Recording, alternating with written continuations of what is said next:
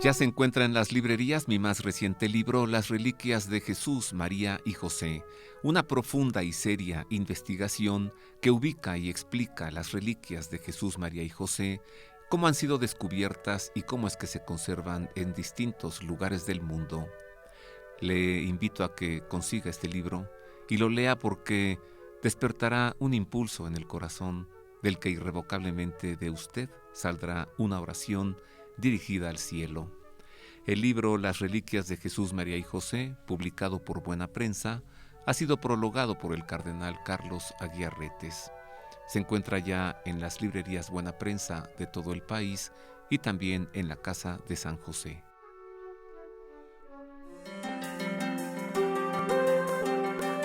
Buena Prensa presenta.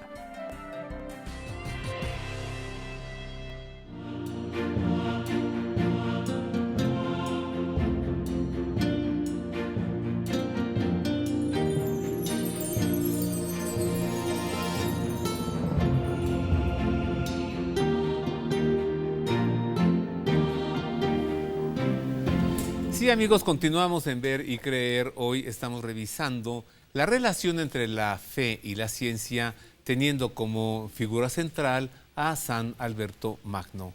Y estoy conversando con Jorge Luis Ortiz, maestro en filosofía, director de la Escuela de Filosofía de la Universidad Intercontinental y de los Misioneros de Guadalupe. Jorge Luis, entonces, ¿qué podemos decir en torno a qué no se pelean, sino que son amigas, tanto la fe como la ciencia? Sí, había ya en el siglo XI Anselmo de Canterbury, quien había dicho: no intento penetrar tu inmensidad, pero quiero conocer aunque sea un poco de ti. O sea, con San Anselmo se abre esta posibilidad de ya dedicarse de lleno a los estudios racionales, ¿no? A los estudios que nosotros llamaríamos ahora científicos. Ya llegado con Alberto, esto es muy importante. San Alberto se enfrenta a un mundo plural. Están por un lado los árabes, que ya están llegando sus aseveraciones filosóficas, medicina, biología que tenían los árabes. Matemática. Hoy nos dieron los números. Sí, entonces estaba llegando ya a Europa. Por otro lado, Aristóteles está siendo reconocido gracias a esto. Y Aristóteles, aunque forma parte de Europa, históricamente Grecia no es lo que se llamaba occidentalidad, ¿no? Era un momento anterior. Lo que es el occidente es la cristiandad. Entonces, la cristiandad se está enfrentando a las obras de Aristóteles, y en un principio la Iglesia le tuvo tanto miedo que condenó a la excomunión a quien lo estudiara. Y con valentía San Alberto Magno y Santo Tomás de Aquino estudiaron y demostraron que Aristóteles puede ser utilizado para explicar muchas cosas de la fe. Pues que no tenemos allí el famoso problema aristotélico tomista. Ajá, que logró conjuntarlo, Ajá. pero se estaban arriesgando a una excomunión diocesana y a una excomunión pontificia. Ándale. Si las cosas no salían tan bien como salieron, había la amenaza de excomunión. San Alberto Magno logra demostrar por el lado de la ciencia natural. A ver, lo que el Stagirita estuvo diciendo es esto: le fallaron algunas cosas, pero yo voy a presentar un nuevo método, el método de la observación. Y entonces es el antecedente del método científico. Tengo que observar, y después dice él, a través de la empiria, lo que sea ahora nuestra experimentación, ir viendo cómo se desarrolla, y son famosos sus estudios sobre embriología, ¿no? Cómo se van desarrollando los animales en el huevo, en el vientre de los animales y todo, para ir descubriendo el milagro de la vida. El vocabulario sigue siendo del siglo XII, pues, pero se descubre ya un científico que observaba, que llevaba anotaciones, que veía que había ciertas líneas de investigación que no le funcionaba y tenía que volver a empezar, y al final terminaba diciendo: y esto es obra de Dios. La ciencia nunca fue un obstáculo para que él descubriera que se puede llegar a Dios. ¿Tú recuerdas saber en el pontificado de Benedicto XVI cómo lo extraño? Lo invitaron al Papa a que fuera a la Universidad de la Sapienza, que no es una universidad pontificia, es del Estado, ¿no? Y entonces un grupo de profesores y alumnos estaban muy contentos y un grupo de profesores y alumnos muy disgustados. Y unos decían que venga y otros que no venga. Y esto fue creciendo. Ya había mantas en las rejas de la universidad, ya había plantones allí: que venga, otros que no venga, que se vaya. No queremos nada de un papa y de la iglesia que quemó a Galileo. Finalmente no lo quemó. Pero ahí está ese pleito, ¿no? Que no venga el Papa a una universidad porque la Iglesia es enemiga del conocimiento y de la ciencia. Benedicto, muy prudente, dijo, pues, si no quieren que vaya, pues no voy, ¿no? Se sacudió el polvo de sus zapatos rojos y no fue, y ya. ¿Cuánto tiempo ha durado esta calumnia, esta mentira, esta falsedad? Sí, la Iglesia peleada con la universidad, cuando la primera universidad fue de la Iglesia, y la segunda, y la tercera, y la cuarta, y la mayoría. Sí, el movimiento universitario surge precisamente con el Renacimiento carolingio y es un movimiento de iglesia. O sea, con Carlomagno. Ah, sí, con Carlomagno. Que Carlomagno descubre que habría que, además de conquistar el mundo, pues, pero había que educar al mundo. Y le encarga a gente de iglesia, al Quino de York y después su sucesor, Rabano Mauro, que establezcan primero el concepto de educación, de escuela. Y lo que es, por ejemplo, paradójico, que la gente que se cree en la falacia no se da cuenta, es que la primera intuición de que existe una educación universal gratuita es de Alcuino de York. Por eso es la escuela palatina, la escuela catedralicia, la escuela conventual, porque es para que todo el mundo pudiera tener acceso a la escuela. Y la Universidad de Bolonia, primera en el mundo, ¿no tiene un origen teológico precisamente? Sí. Y la Universidad de Salamanca, en España, ¿no? La gente se va por el sensacionalismo. Yo creo que el problema es poca ciencia hace daño. O sea, ya que estamos hablando de científico, poca ciencia hace daño. Si yo me quedo con una primera información y me la creo, no voy a tener el bagaje completo. Sí, hubo una persecución de la Iglesia Galileo, sí, pero no fue por lo científico. O sea, de entrada lo que estaba condenando no era lo que decía, sino más bien era una llamada de atención epistemológica, es decir, tu método científico tiene que irse todavía, y es la Iglesia la que lo está diciendo, tiene que irse con más tiento. Estás sacando una generalización antes de tener mayor experimento. Y eso fue lo que le detuvo, porque no fue el contenido. Que la Tierra es redonda, el mismo San Alberto Magno había dicho con pruebas lógicas, todo parece indicar que la Tierra es esférica, y estamos 3 siglos antes de Galileo, ¿no? Sí, además, el heliocentrismo no es de Galileo. No. Galileo lo defiende. Cierto. No gira el Sol alrededor de la Tierra, gira la Tierra alrededor del Sol. Y no lo procesan a Galileo por esta teoría, sino por mentiroso. Sí. Pues, a ver, usted dijo eso. No, yo no dije. Y luego, no, como que sí lo dijo. Entonces el proceso, y nunca lo quemaron, y nunca lo mataron. No. Y sí, ya no dé clases, ese señor mentiroso que no dé clases. Sí.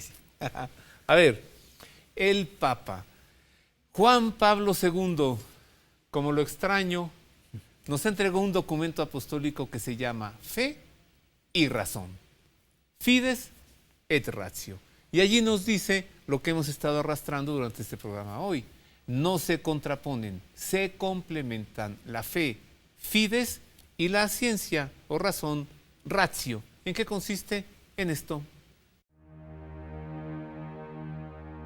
En su carta encíclica Fides et Ratio o Fe y Razón del 14 de septiembre de 1998, el Papa San Juan Pablo II subraya el valor que la filosofía tiene para la comprensión de la fe y las limitaciones a las que se ve sometida cuando olvida o rechaza las verdades de la revelación, y sostiene que la Iglesia está profundamente convencida de que fe y razón se ayudan mutuamente, ejerciendo recíprocamente una función tanto de examen crítico y purificador como de estímulo para progresar en la búsqueda y en la profundización.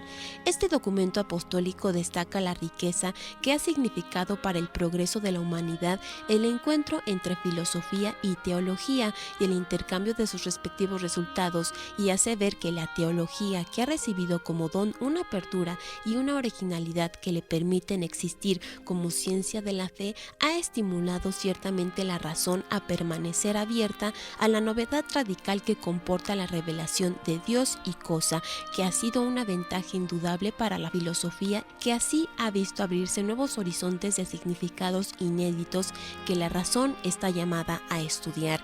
En Fides et Ratio, San Juan Pablo II a los filósofos les pide que profundicen en las dimensiones de la verdad, del bien y de la belleza a las que conduce la palabra de Dios. A los teólogos que dediquen particular atención a las implicaciones filosóficas filosóficas de la palabra de Dios, que realicen una reflexión de la que emerja la práctica de la ciencia teológica y que resalten más la dimensión metafísica de la verdad para entrar en diálogo con toda la tradición filosófica, ya esté en sintonía o en contraposición con la palabra de Dios.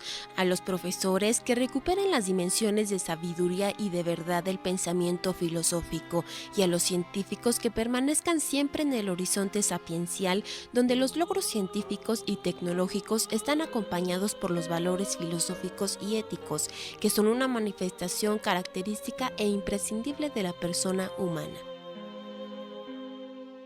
Mira qué visión de Juan Pablo II.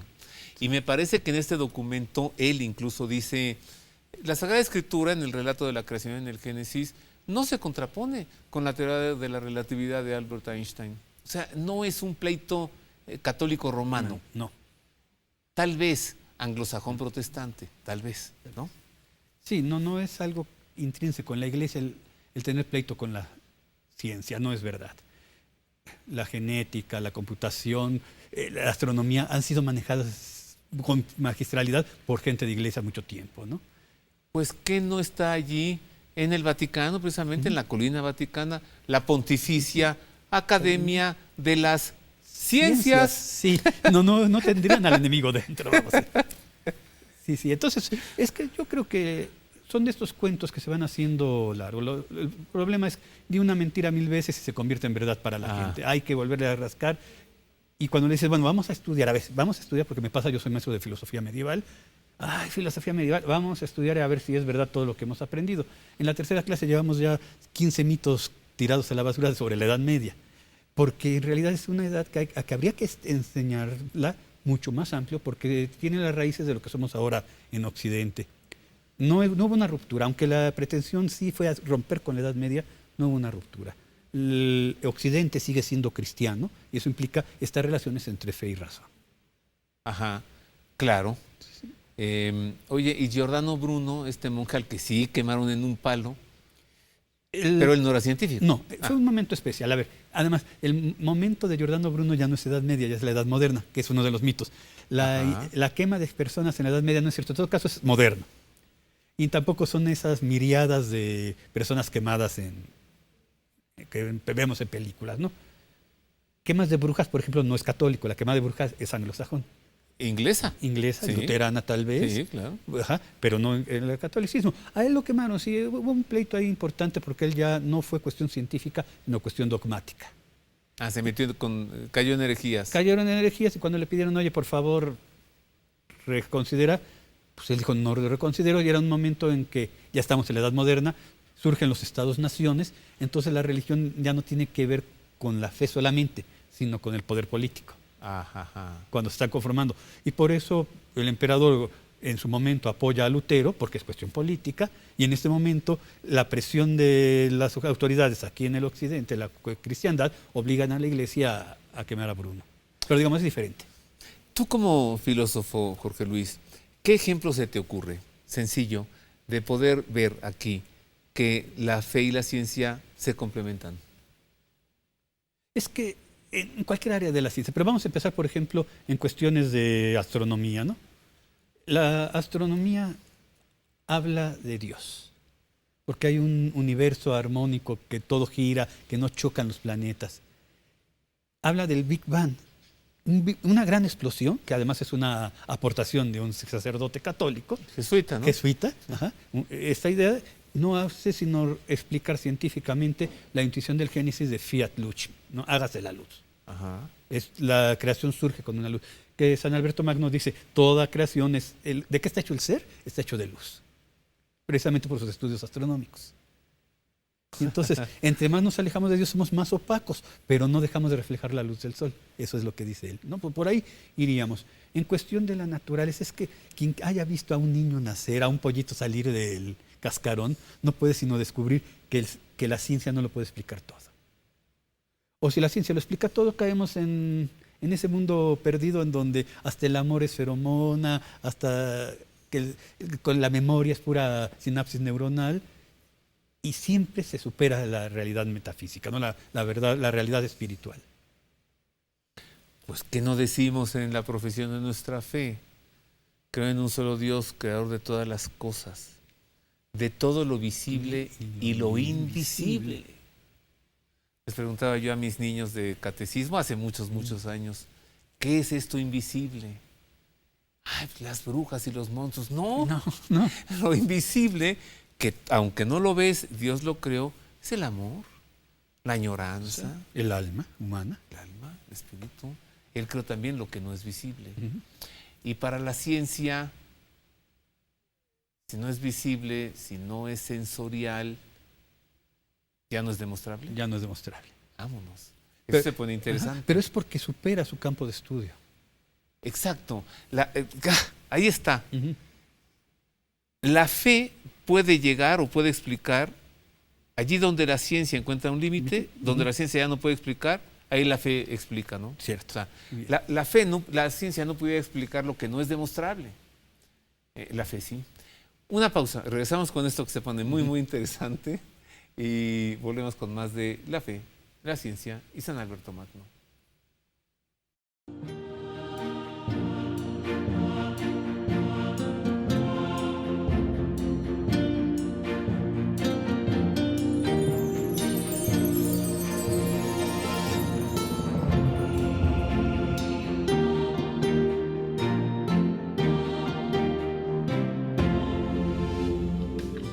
¿Recuerdas ese delicioso plato de pasta?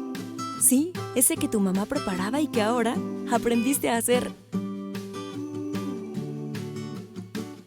O ese que aún después de muchos intentos, nadie ha podido igualar. En La Moderna cumplimos 100 años de ser la pasta de tu vida. Universidad Pontificia de México. Fundada en 1553, es la Universidad del Papa y de los Obispos de México. Licenciaturas en Teología, Filosofía, Derecho Canónico, Derecho Civil y Ciencias Religiosas. Diplomados en Espiritualidad y Mística, Teología, Filosofía, Latín, Hebreo, Griego, Antiguo y Nuevo Testamento, Liturgia y Religiones del Mundo. Taller para grupos litúrgico-musicales. Informes en www.pontificia.edu.mx o al 5573 0600.